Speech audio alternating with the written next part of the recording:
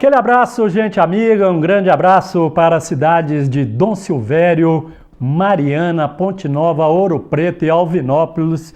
Muito obrigado pela audiência. O programa de hoje traz uma figura importante, carismática e famosa nas TVs brasileiras.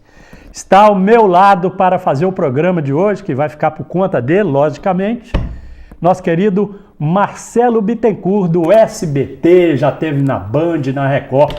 Prazer tê-lo aqui, Marcelo. Prazer todo meu, Wesley. Olha, é imensurável aqui a satisfação de fazer parte de um programa como o seu, que já repercute não só na cidade, mas em toda a região. E para mim é um prazer estar ao lado de uma figura tão importante quanto você. O prazer é todo nosso. Marcelo, vamos falar da sua história jornalística, já que você é formado em jornalismo. Como é que você começou? Wesley, eu me comparo um pouco com o Cafu. Não na habilidade, mas nos testes que ele fez. O Cafu, se eu não me engano, ele fez 10 testes e foi reprovado. Eu fiz 15, me inscrevi e nem selecionado eu fui. Já no auge, estou falando de 1998, deveria estar com meus 5 anos de idade, porque nós temos aqui a faixa dos 30, não é mesmo? De profissão, mas já estava passando por um problema seríssimo financeiro e já no último ano, faltando 6 meses para o término do curso, eu decidi trancar a matrícula. E naquele dia especificamente eu fui para a faculdade, cheguei mais tarde, era o objetivo de trancar ali a matrícula. E eu vi logo na entrada um rapaz fixando ali logo na entrada da faculdade um cartaz: precisa-se de repórter. Logo eu me escondi no banheiro.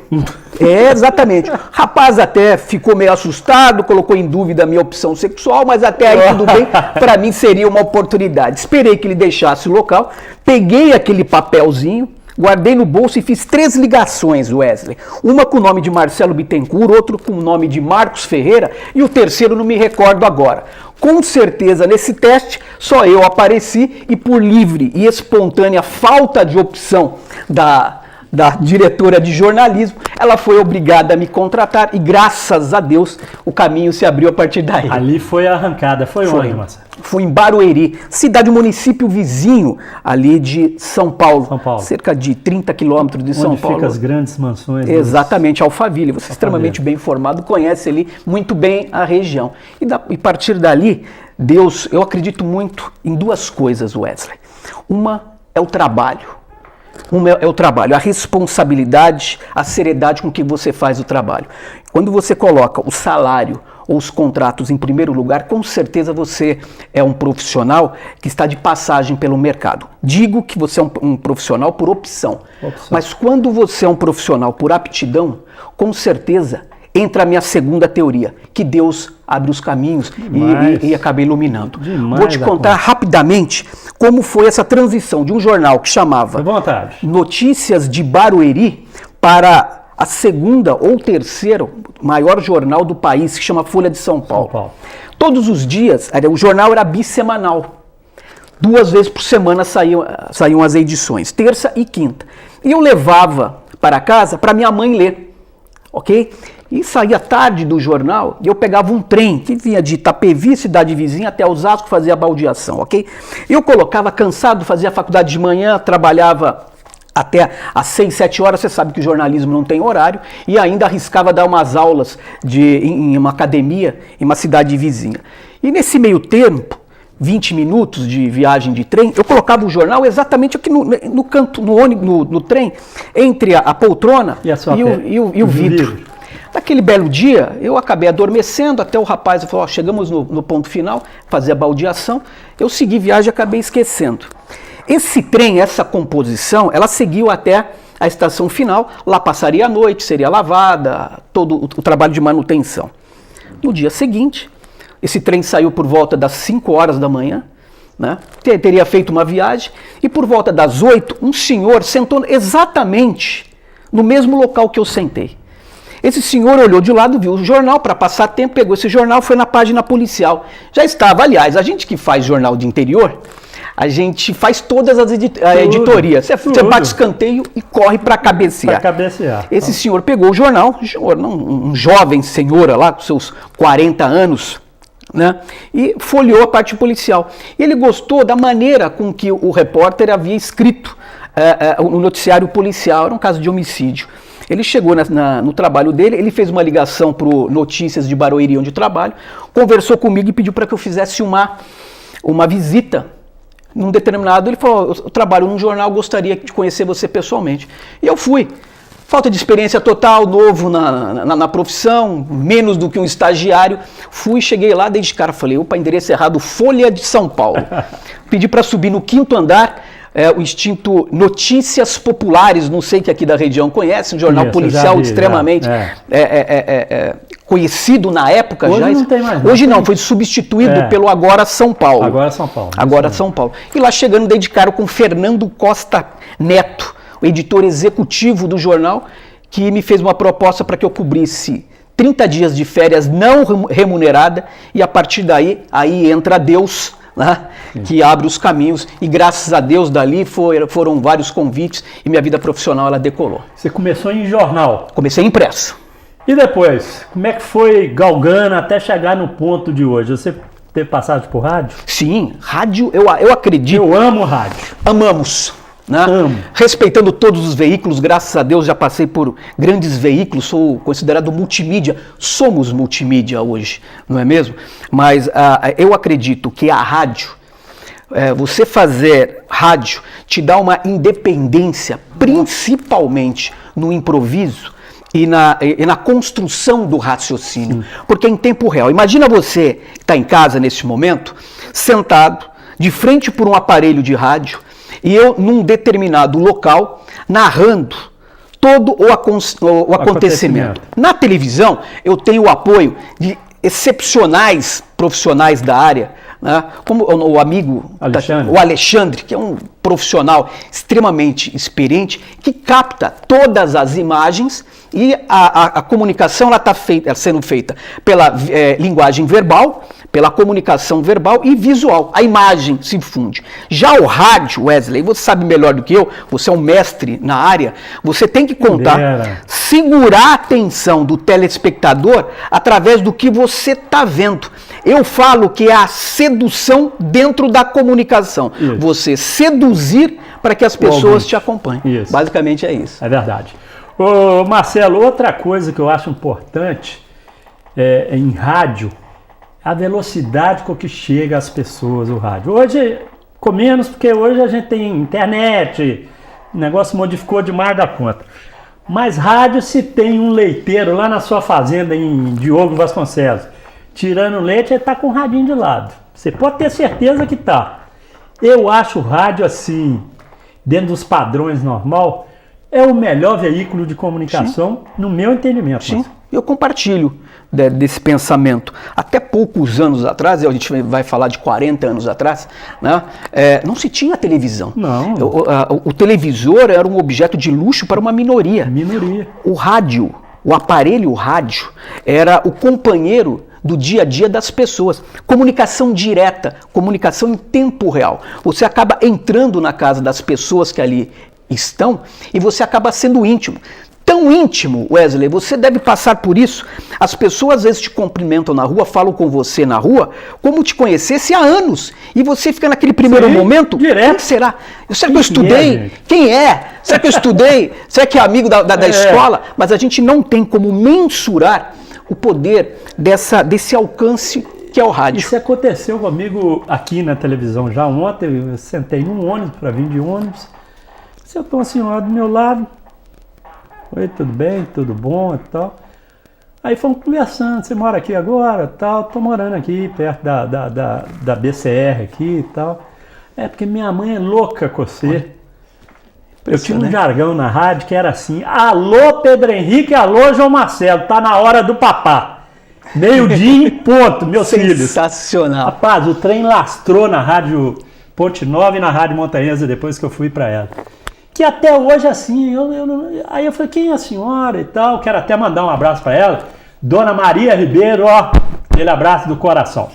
Mas, ô Marcelo, financeiramente, dos três, qual que você acha melhor? Jornal, rádio ou TV? Financeiro na parte de capitalismo, disso aqui, ó. Hoje, a TV ainda é o carro-chefe.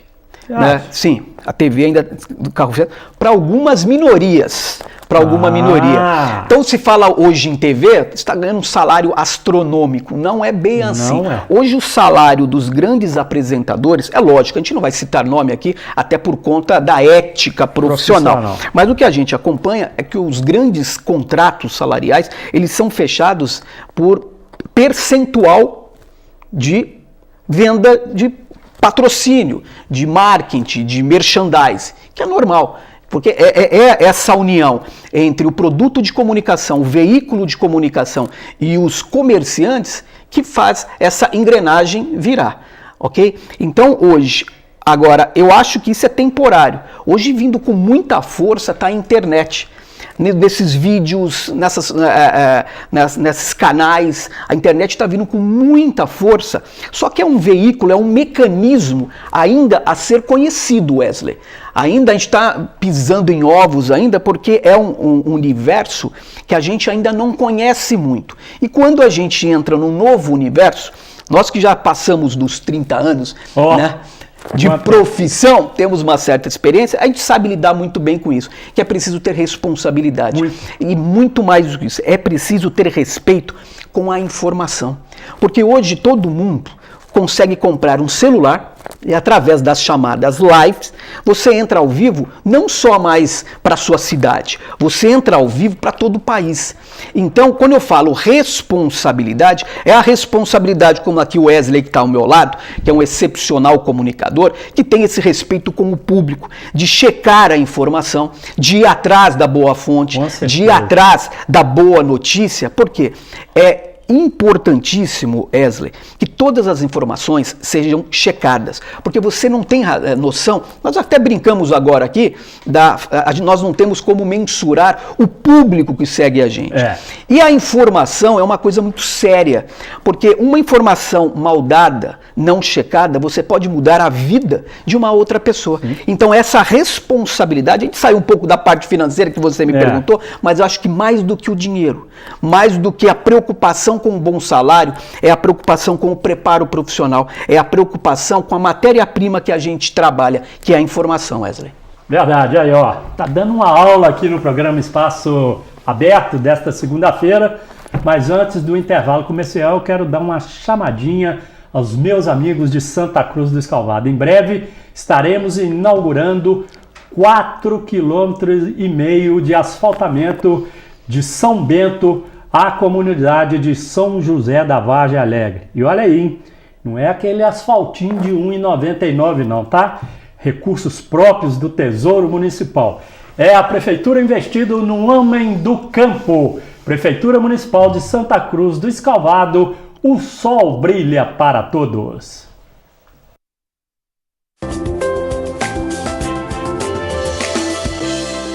Muito bem, de volta com a segunda parte do programa Espaço Aberto da sua TV Educar. Deixa eu dar boas-vindas à nossa empresa de engenharia ambiental. Alô, Pedrão, aquele abraço, obrigado pela confiança. Ele que começa aqui a chancelar o programa a partir desta segunda-feira próxima. E também a padaria Pão e Tal, onde você compra o pão mais gostoso de Ponte Nova. Padaria e Pão e Tal. Abraço para Raquel, para o Cássio e toda a galera lá da padaria que está aí ligadinho no programa Espaço Aberto. Márcio, você não mede tanto que eu estou feliz com a sua vida aqui no programa. Eu que agradeço, volto a falar. Como é que você vê hoje o sistema de divulgação dos órgãos estaduais, federal e também municipal? Há uma divergência muito grande, porque fulano de tal é do grupo de tal. Eu acho isso não é correto não, Márcio.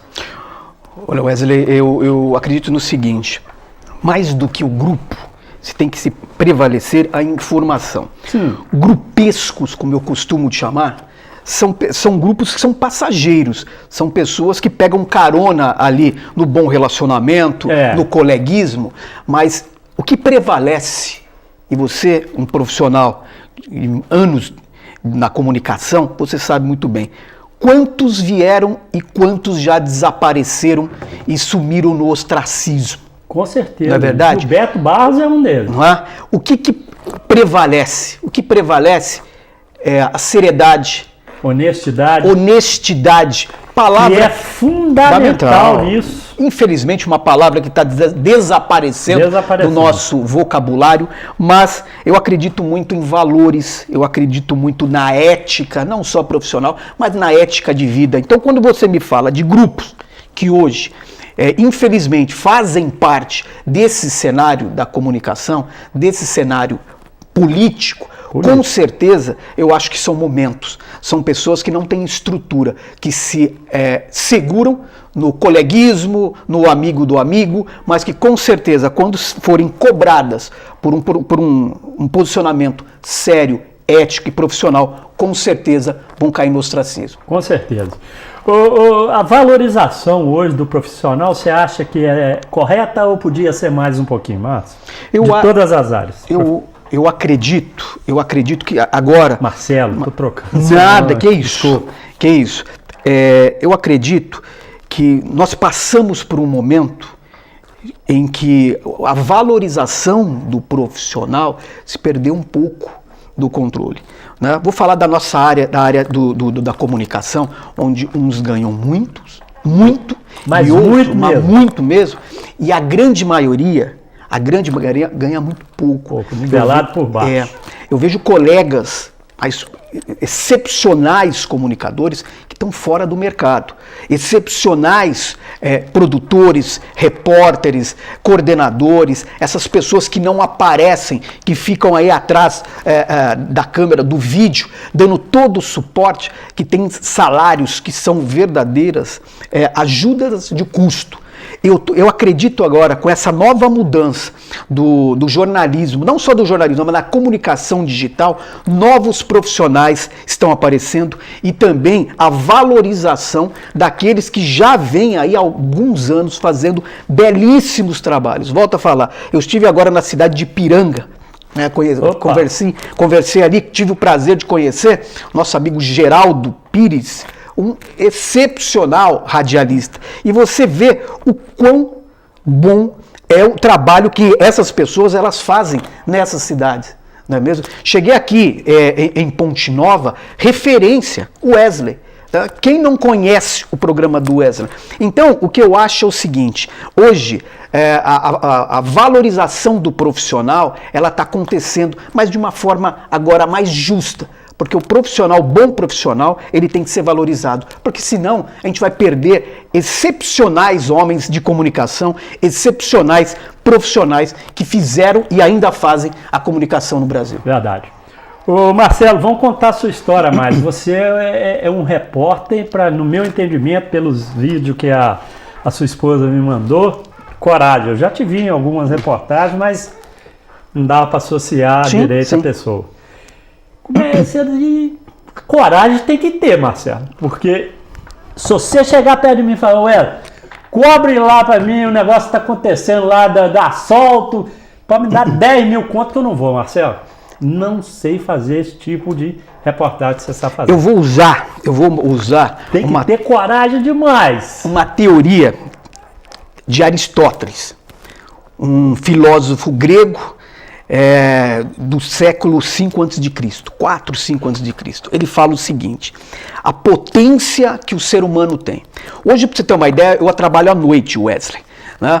Então, quando eu chego 10 horas da noite que eu estou entrando no serviço, no trabalho, serviço, né? A minha potência é o seguinte, porque eu já dormi à tarde, eu descansei, então eu estou... Para eu levantar, eu durmo um pouco à noite, antes do serviço. Então a minha esposa me chama, eu vou tomar banho, parece uma tartaruga, eu vou jantar, eu pego o meu veículo, vou até o SBT, a minha potência já começa a subir, aquela vontade. Eu bato o meu cartão, eu converso com o meu cinegrafista, eu converso com o meu chefe de reportagem, a minha potência começa a subir mais, aquela vontade. Isso é energia. Quando eu começo a trabalhar, que eu vou entrar ao vivo, a minha energia, ela tá a 1000. Eu tô subindo em cima da mesa, eu tô gritando, você entendeu? 5 horas da manhã, quando a minha chefe de reportagem, troca de turno, ela está chegando, ela está numa vontade, Wesley, mas numa vontade monstro de dormir. E a minha energia, ela está tanta que ela está estourando. Isso chama energia, isso chama vontade, isso chama amar o que faz. Então, quando eu recebo uma informação que eu vou em determinado local, se eu não tiver essa energia, se eu não tiver essa vontade, se eu não tiver esta responsabilidade de passar a informação de forma mais séria, mais simples para aqueles que estão do outro lado, eu não vou ser um bom profissional. Eu não vou conseguir levar a minha mensagem. E o sucesso do meu trabalho não está simplesmente no Marcelo Bittencourt, não está simplesmente no Wesley, não está simplesmente naqueles que estão deste lado. Mas quem faz o nosso trabalho, a credibilidade, o termômetro, é quem está aí do outro lado. É o senhor, é a senhora que está aí do outro lado, que vai dar esse feedback para saber se o meu trabalho está sendo bem aceito, se o meu trabalho está sendo mal feito. Então esse respeito com o público é o que me dá força para eu entrar numa área de risco, para fazer cobertura de guerra, para entrar numa área de conflito. Você entendeu? Porque você tem que entrar nesses locais com responsabilidade e respeito à informação. Se eu for lá para ser simplesmente uma figura, eu vou ser mais do que a informação. E eu sendo mais do que a informação, eu deixo de ser jornalista. Eu deixo de informar para passar a ser notícia. Isso é risco. Mas quando a gente tem a responsabilidade de trabalhar com a informação e respeitar, e tendo a noção de que eu não sou artista, eu sou simplesmente um comunicador, um repórter, um jornalista, o risco ele existe, mas ele é menor. Mas quando o profissional deixa de ser repórter, deixa de ser jornalista e passa a ser celebridade, com certeza o risco aumenta. Complica a coisa. Marcelo, você trabalhou aí com grandes profissionais aí lá em São Paulo. Da Atena, o Marcelo Rezende, Boris Casoy, Ney Gonçalves Dias. Como é que é? Qual que foi o melhor patrão? Patrão, né? Sim, são professores que você trabalhou. Qual que te deu assim mais liberdade e tranquilidade para você fazer o seu dia a dia? Wesley, a vida é uma escola. Quando você perde a tranquilidade e a simplicidade de saber que você é um ser, que você está em constante momento de aprendizado, você deixa de aprender, você está na hora de se aposentar. Enquanto você tiver com essa noção de que você ainda tem alguma coisa a aprender, e muita coisa a aprender, com certeza você está no processo de ascensão. Cada profissional, cada apresentador que me deu a oportunidade de aprender com eles, para mim foi importante. Vamos lá, eu trabalhei com o Marcelo Rezende. Eu sonhava em um dia ter a oportunidade de encontrar Marcelo Rezende. E um belo dia, eu trabalhando na Record, ele foi para a Rede TV e eu recebi um convite para ir trabalhar com ele. Mais do que trabalhar, para mim foi um aprendizado. Eu lembro como se fosse hoje, eu fechei um texto, fazia matérias policiais e eu fechei um texto. Aí cheguei, gravei o texto, a gente mesmo escrevia, entreguei. Ele estava na sala dele, Wesley. Ele me chamava, ele me chamava de Bittencourt. Porque ele tinha um erro de pronúncia, depois trabalhou isso. Bittencourt, vem para cá, por favor. E eu lá fui. Exatamente. Aí ele pegou meu texto, ele falou, você escreveu isso como? Né? Usou até um termo chulo. Aí eu falei, escrevi o texto, Marcelo. Ele falou, senta aqui, menino. Garoto, ele mais velho. Ele com 2 dedos. Ele, o que você tem de imagem? Eu relatei para ele o que tinha de imagem. Ele, em 30 segundos, ele digitou um texto, tirou da impressora e deu para que eu lesse. Quando eu li, eu falei, eu fico muito chateado. Ele falou, com o que, menino? Ele falou, quando alguém me corrige e eu percebo que realmente eu estou errado.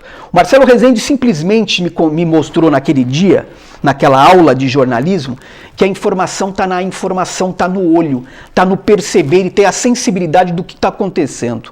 A informação ela está ali, o cenário está exposto ali. É só você chegar, como um bom radialista que você é, você ter o olho clínico, não ver, enxergar, são coisas diferentes. São coisas diferentes. Você chegar a um determinado local e você ver o cenário, qualquer pessoa que tem uma boa visão, ela vai ver. Agora, enxergar os detalhes, enxergar o que o cenário está mostrando para você, isso é talento, isso é para poucos. E o Marcelo Rezende me deu esta oportunidade. Datena é muito de improviso. O Datena, você está ao vivo com ele ali, você não tem hora para ser chamado, você não sabe a pergunta de onde vem. Então ele força para que o profissional que esteja ao lado dele seja um profissional extremamente informado. Boris Casoy é texto. Boris Casoy é conhecimento.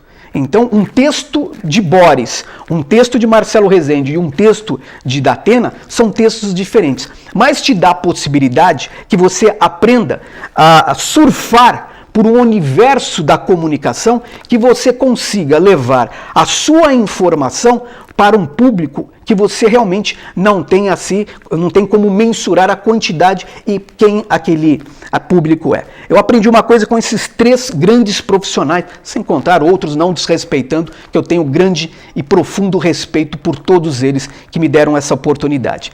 Quanto menos mais, quanto mais simples, mais você vai conseguir atingir o seu público. Certíssimo. É isso aí. Ô Marcelo, outra coisa, quando você fazia rádio, jornalismo você fazia também em rádio. O esporte, você nunca quis. Eu fiz grandes transmissões esportivas, São Paulo, Rio, Belo Horizonte, já fui em Serra Dourada, já fui no Rio Grande do Sul. E eu sou fanático ao futebol. Nunca te chamou a atenção, não? Pelo contrário, uma belíssima pergunta. Se eu falar para você que eu venho da área do esporte, você acreditaria? Não. Olha só, antes de fazer jornalismo, lá no começo da nossa entrevista eu falei que eu dava aula em academia. É. E dava mesmo. É lógico que agora um pouquinho fora de forma, minhas formações. Você é formado em educação física? Não, eu sou formado em artes marciais. Eu sou professor. Eu sou professor. Agora estou nas minhas formas arredondadas, né?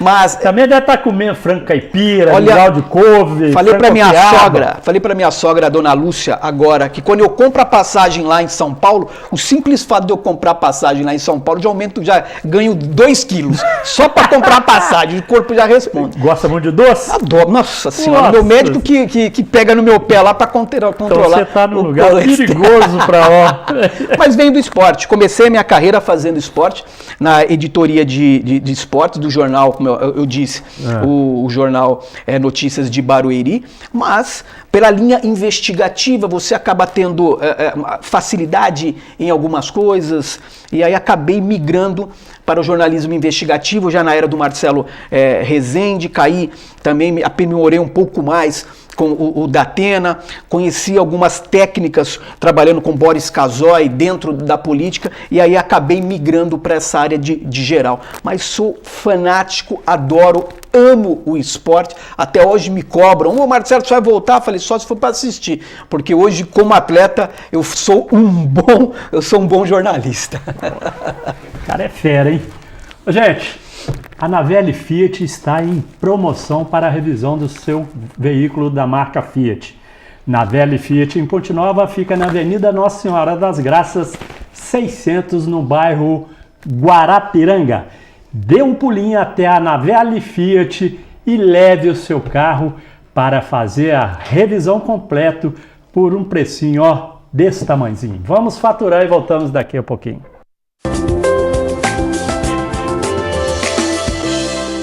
Muito bem, de volta com o terceiro bloco do programa Espaço Aberto. Tá aí a família toda, né, da sua esposa, né, Marcelo? Exatamente. Sogrão. Seu Tony. A sogra. Tá todo mundo aí, ó. Dona Lúcia, Fabrícia, todos estão prestigiando. Estão te tratando bem lá, né? Ó, já estão tão bem que eu já ganhei 2 quilos. Falei pra você que quando eu compro passagem lá em São Paulo, eu já ganho 1,5 kg, só pra vir pra cá.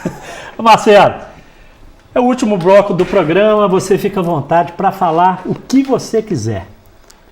E já fica o convite aí para você, quando quiser voltar, tá? A Diogo de Vasconcelos, vem aqui em Ponte Nova, vamos passar um final de semana lá no Passatempo, fazer uma carninha, um churrasquinho, nadar, uma sauninha. Não trata muito bem que a gente fica. Não, pode ficar à vontade, a casa é sua.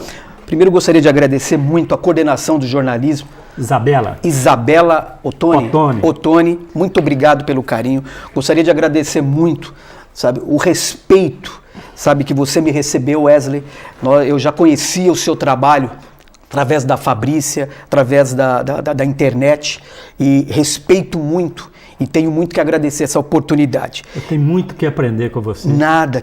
Muito, mas muito. Eu sou da seguinte opinião, nós estamos aprendendo aqui a todo momento. A vida é uma oportunidade desculpa, de aprendizado. Quando a gente deixa de ter essa visão, com certeza a gente já está na hora de a gente deixar aqui, de parar. E dentro da comunicação, a gente está sempre aprendendo. Aprendendo através de postura, aprendendo através de ética, aprendendo através de honestidade, aprendendo através de respeito. É fundamental. Esse programa que você tem, esse espaço maravilhoso de abrir para profissionais que venham. Que vai completar 4 anos agora. Olha só, e falo ainda mais, o sucesso, ele é o resultado do trabalho.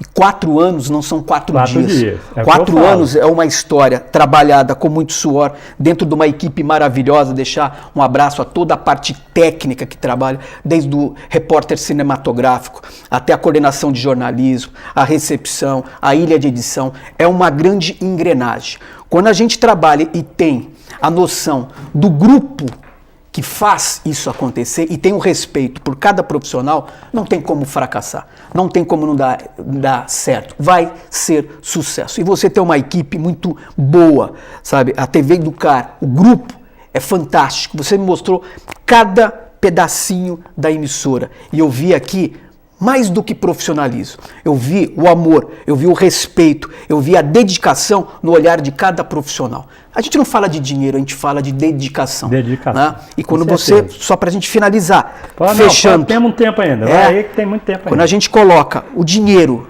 em primeiro lugar, com certeza somos passageiros naquilo que estamos fazendo. Mas quando você faz com amor, com respeito, o seu público com certeza não tem como dar errado. Ô Marcelo, Silvio Santos é isso tudo aí que eles falam mesmo? É um patrão excelente, é um cara bacana. É um gênio.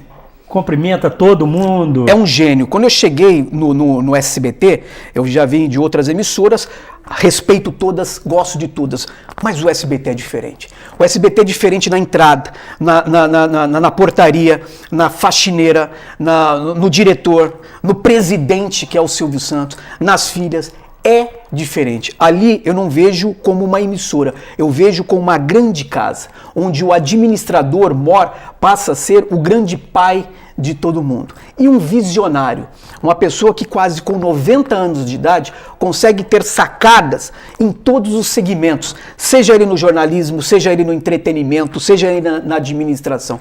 É uma pessoa diferente. Eu tive o prazer de entrevistar o Silvio Santos no advento do sequestro da filha dele. O simples fato de ficar ao lado de uma pessoa como o Silvio Santos já me fez tremer, já me fez arrepiar, porque ele é diferente. E eu acredito que são pessoas predestinadas que vieram aqui para esse plano, exatamente para agregar, para ensinar. E tendo essa oportunidade, com certeza, a gente tem que abraçar. Marcelo, a TV Educar também faz parte do grupo TV Horizonte de Belo Horizonte, é dirigido pela Arquidiocese de BH, né? Inclusive um dos reitores lá da Arquidiocese é daqui, filho da terra, estudou aqui no Colégio Salesiano, Padre Joaquim Moll, né? Joaquim Moll é um dos dirigentes e a TV Horizonte é uma TV que tem uma frequência muito grande também e parceira nossa aqui. Olha. Aqui a gente roda a programação deles e estamos em cadeia com eles sempre. Quiser vir, meu filho, partir para BH é na hora. Maravilha, olha, fico feliz com o convite. Cara, irmão do prefeito atual, Wagner, que vai estar na próxima segunda-feira aqui conosco, hein? Compromisso fechado. Próxima vez que eu voltar aqui para região de Minas Gerais, Diogo, Ponte Nova, Mariana, com certeza eu venho te dar um abraço aqui. Vem sim, não, e fica à vontade. Se você quiser fazer o programa, que é isso, tem que aprender eu vou descansar muito um pouquinho. Ó, fácil. Ô Marcelo, grande figura. Obrigado. Prazer em te conhecer. A Fabrícia, obrigado Fabrícia por ter indicado a pessoa do Marcelo para estar aqui conosco. Fizemos os esforços aí, graças a Deus tudo deu certinho. Você esteve aqui no programa hoje, está conosco no programa hoje. Muito obrigado, bom retorno a São Paulo, vai com Deus, estamos à disposição. Obrigado, meu irmão. Deus te abençoe, sucesso ainda mais. Sucesso para você também, mais do que você tem. Isso que é bate-papo legal, gente. Nós voltamos daqui a pouquinho, trazendo uma fantástica entrevista com a doutora Bruna Mayrink Linhares, nutricionista. É daqui a pouquinho, não saia daí, até já.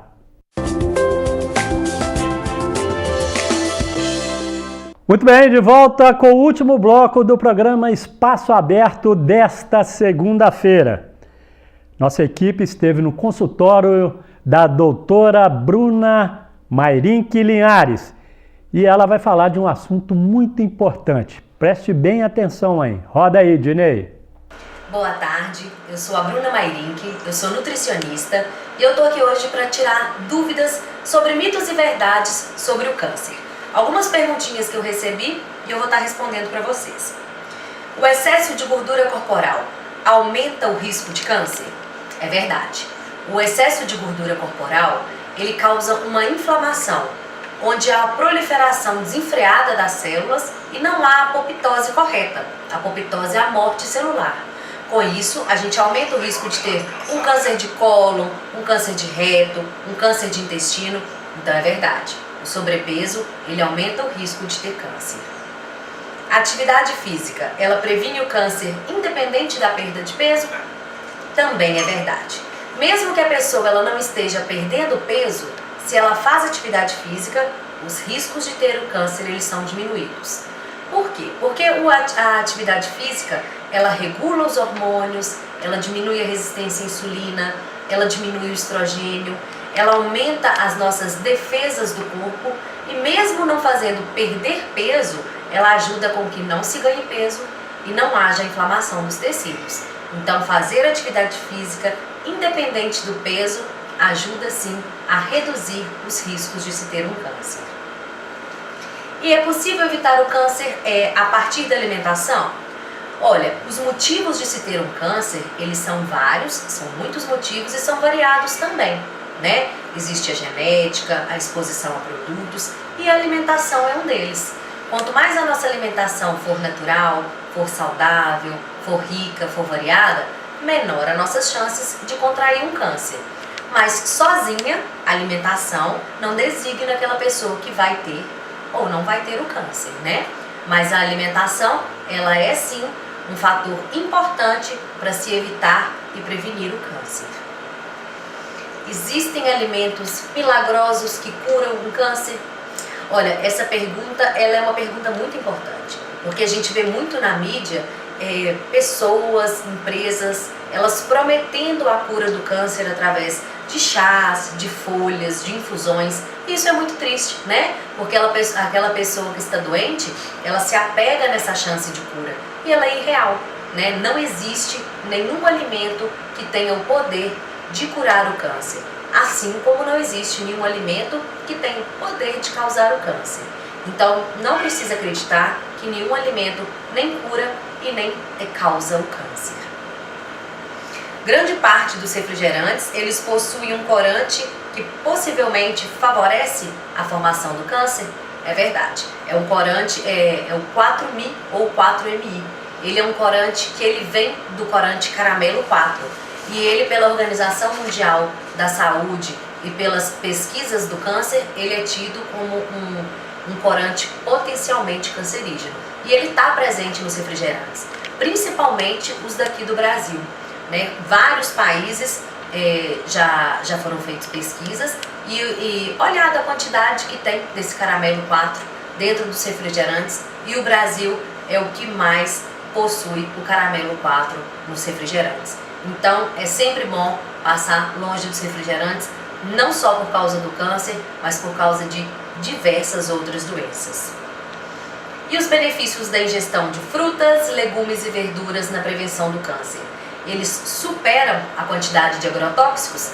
Sim, né? Realmente, hoje as nossas verduras, legumes estão com uma quantidade grande de agrotóxicos, só que o consumo de frutas, de verduras e de legumes, ela é mais importante do que perigosa com a ingestão desses agrotóxicos. Claro que se você puder consumir todos esses legumes e frutas sem os agrotóxicos, melhor que seja assim. Mas não é todo mundo, né? É uma parcela pequena da população que consegue ter esses alimentos sem agrotóxicos. Então é melhor que se coma, né? Faz a higienização direitinho, lava esses alimentos e pode consumir. Porque frutas, verduras e legumes são um grande aliado para se prevenir o câncer. Exposição ao forno de micro-ondas pode causar o câncer? Olha, o forno de micro-ondas realmente emite radiação, porém ele já vem preparado para isso, né? Existe a radiação, que ela é possivelmente causadora de câncer, porém os fornos eles já vêm vedados, eles vêm já com a proteção para que essa radiação não extravase ele de dentro. O cuidado que a gente tem que tomar é que seja um forno com a vedação em dia, que não seja um micro-ondas muito velho, que ele não tenha sido, que ele não esteja estragado, ou que ele não seja muito usado, ou um forno de micro-ondas muito velho. No mais, é super seguro. E aquecer alimentos ou adicioná-los quentes a recipientes plásticos aumenta o risco de câncer? É verdade.